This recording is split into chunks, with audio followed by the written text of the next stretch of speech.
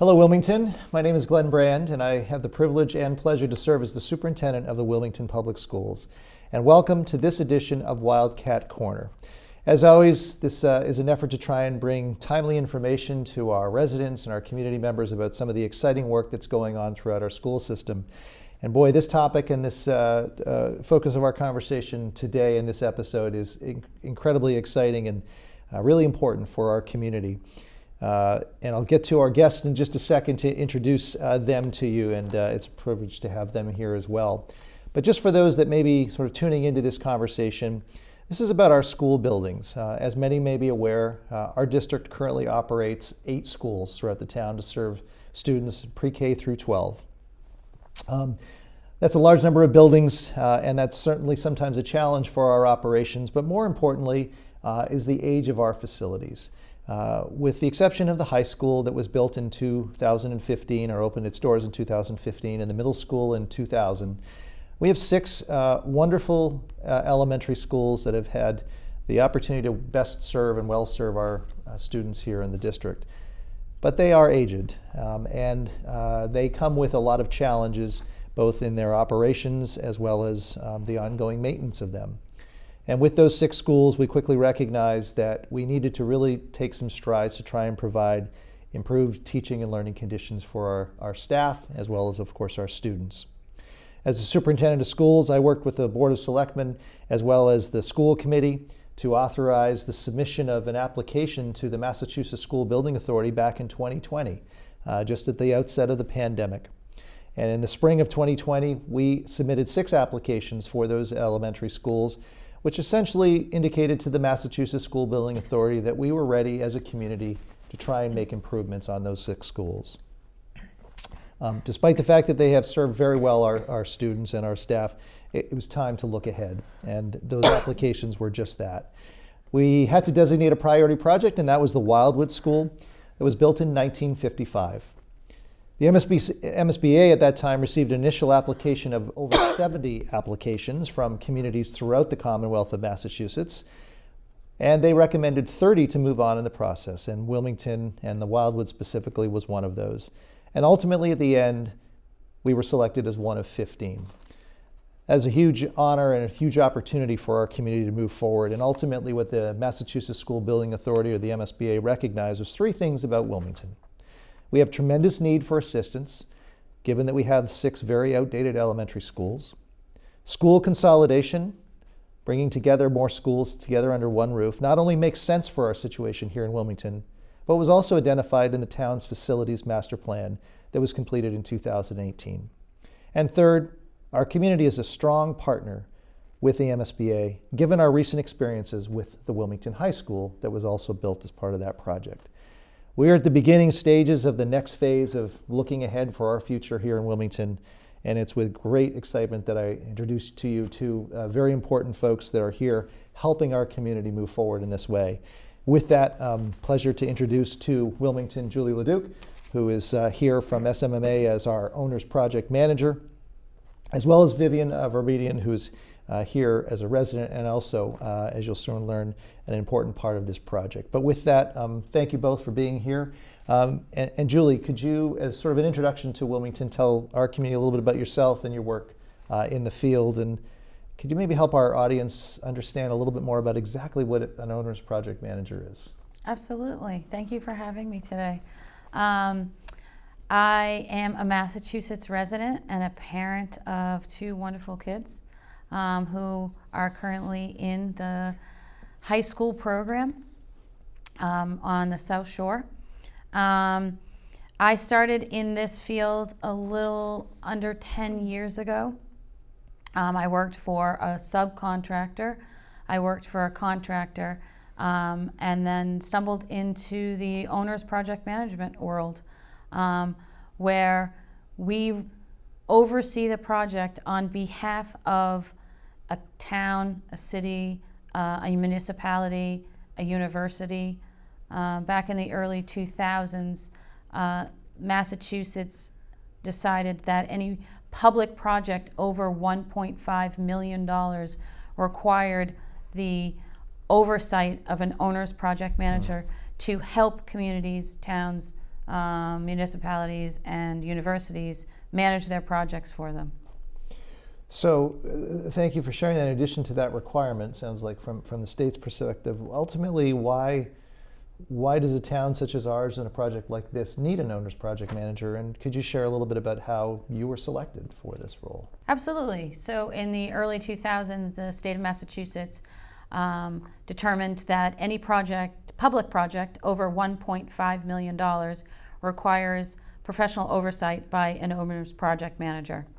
As part of the MSBA process, once you've submitted your statement of interest and you are deemed eligible in a project, you have to put together a request for proposals for an owner's project manager to help assist manage the project for the community.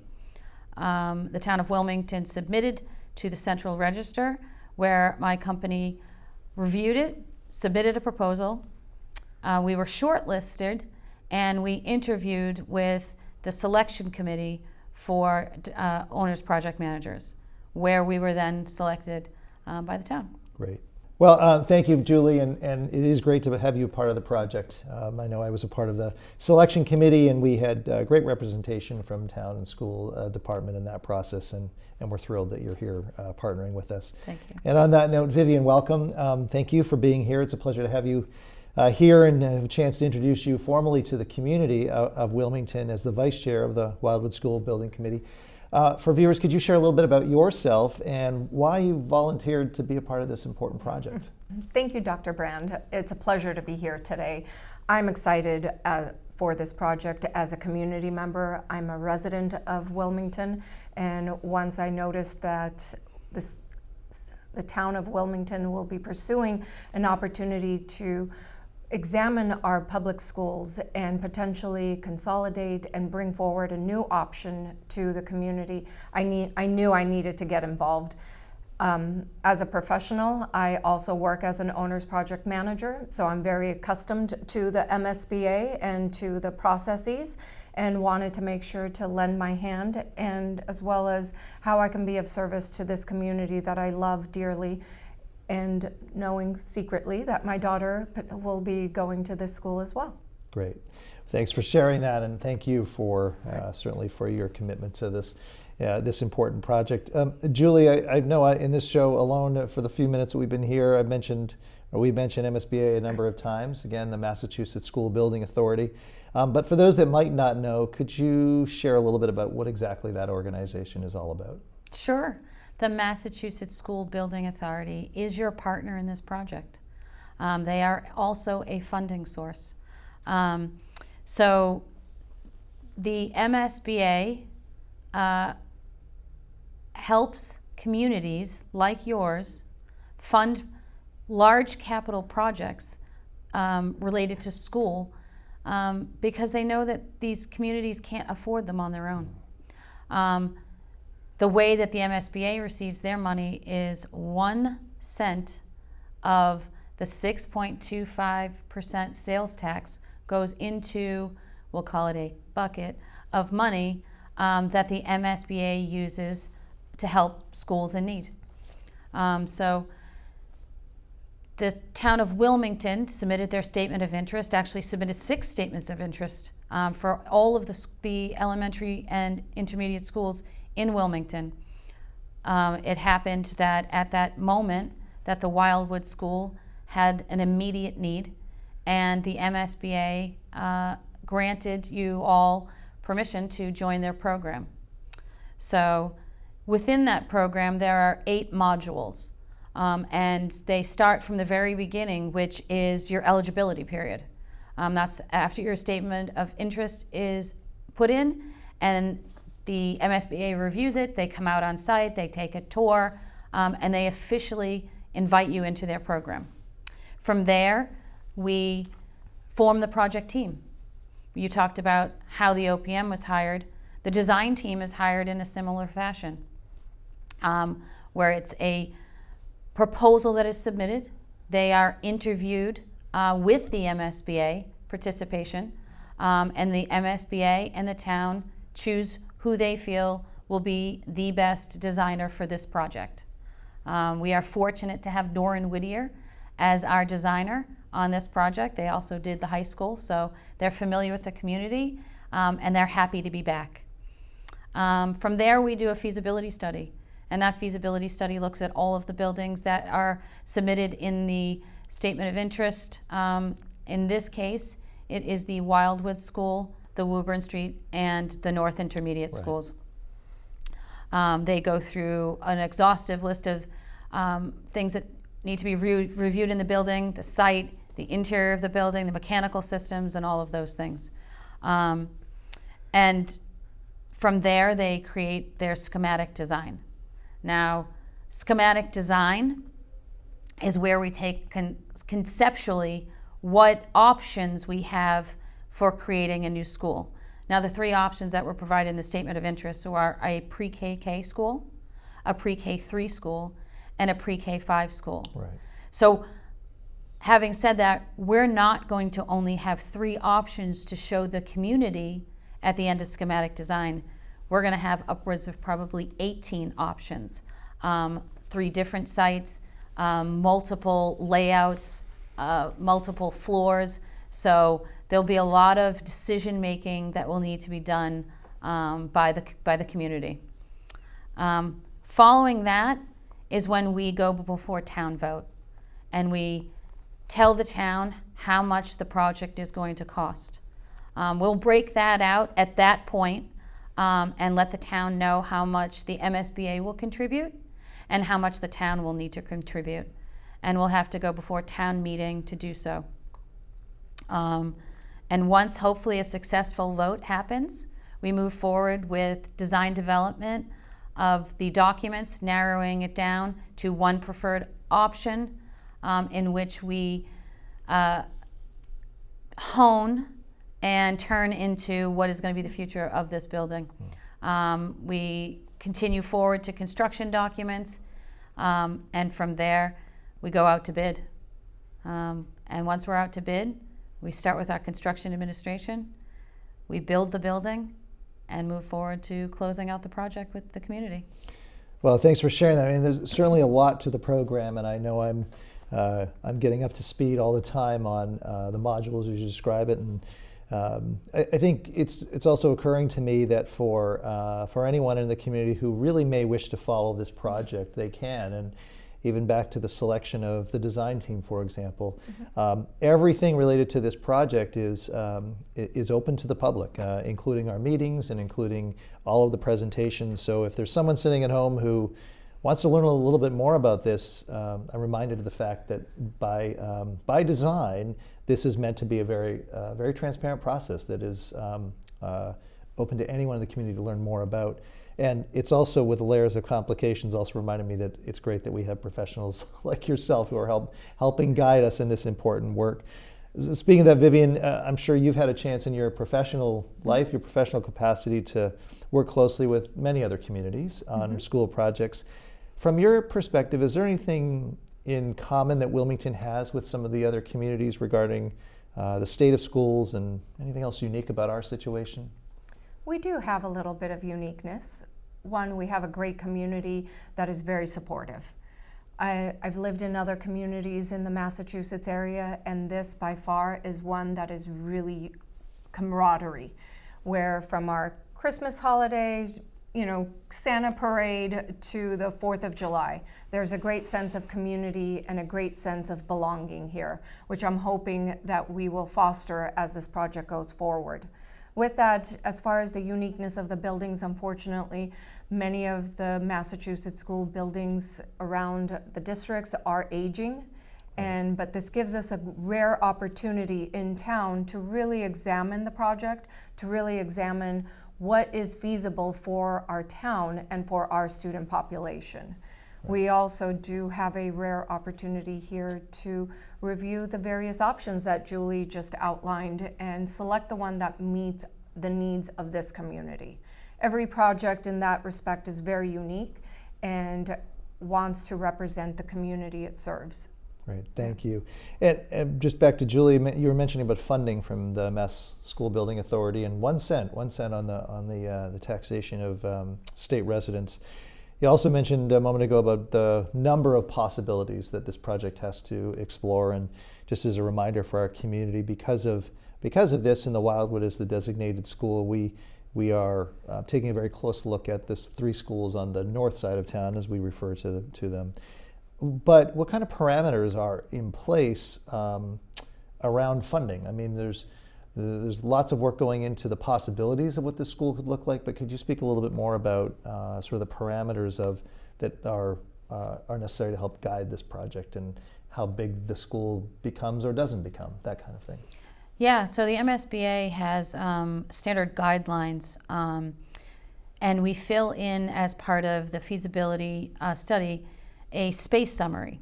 We sit as a group with the educators, administration, and we sit down and we talk about what does the future of the school want to look like, and what are the current needs of this community. Every community is different. So you may have, this community may have a need that the town over that doesn't have.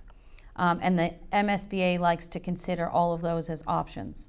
They do, however, provide you specific guidelines in the size of classrooms, typical gym sizes, and the funding is based on that square footage.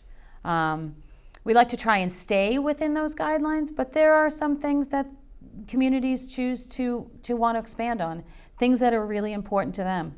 And so, having said that, when it comes down to the project scope and budget agreement, which is a little further down the line from now, after we do the schematic design and we put this together, the MSBA will talk about what costs are eligible and what costs are ineligible. As an example, it's probably the best one that we always use. Site layout for a project can't exceed 10%. So the MSBA will reimburse you up to 10% of your site, which is interesting because a lot of things happen on a school project. It's not just a building. Sure. It's playgrounds, it's fields, it's parking lots. So those are some of the parameters that we work through with the MSBA. And at the end, when we have the project scope and budget agreement, when we go to town meeting, right, we're able to tell the community, how much of this the MSBA participates in and how much is, the town's participation. Oh, that's great to know. A little bit down the road, but certainly great to know that Yeah. that will be coming. Also good to know that a little bit down the road, we'll have as residents and taxpayers in town a better and clearer picture around what that funding will look like and what the contributions of the MSBA will be for an eventual project.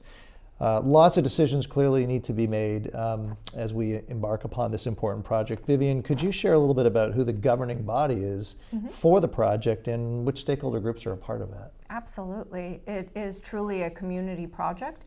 And with that, the entire community is represented in this project. First and foremost, the school building committee that was formed is the governing body for the decision making. But part of that school building committee are members of the select board, the finance board, the school committee, as well as school administrators, faculty, and parent groups as well.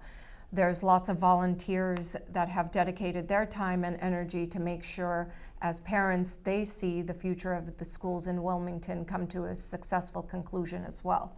Right. With that, collectively, the entire community is represented. Along with it, we also make sure to have constant communication with the community in an outreach format to keep everyone informed and engaged, and hopefully more will attend. Great. Well, Yeah. Thank you for sharing that. Obviously, I have an inside seat on that committee Yeah. as the chair of the Wildwood School Building Committee.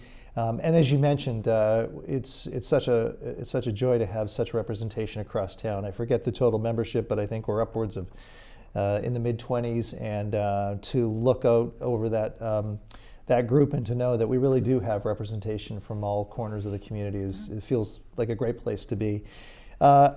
Julie, there's lots of work, clearly, I'm sure people are getting a sense of, that's well underway with the Wildwood School Building Project. We're still at the early stages of this, and I think it'd probably be helpful for folks in the community to have a sense of the overall timeline that's associated with this project. Could you share a little bit about sort of everything around what's coming next, and when will folks have a chance to cast their votes, and if it passes, which we hope it does, when will the school building actually open? So our first submission to the MSBA is in April of 2024. We in the industry call it the PDP, which is the Preliminary Design Program. That's the one I mentioned to you earlier, where we're going to have probably 18 different options to start to look at.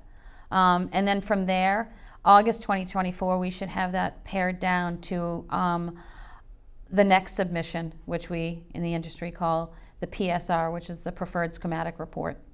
And that report will go to the MSBA, and from there we create the project scope and budget agreement, and we go out to town vote in town meeting of May of 2025. So a little over a year from now. Yeah, right. a little over a year from now. Okay, great. Well, thank you. I'm sure that's helpful for residents to have a sense of where we're headed with the project. Yeah.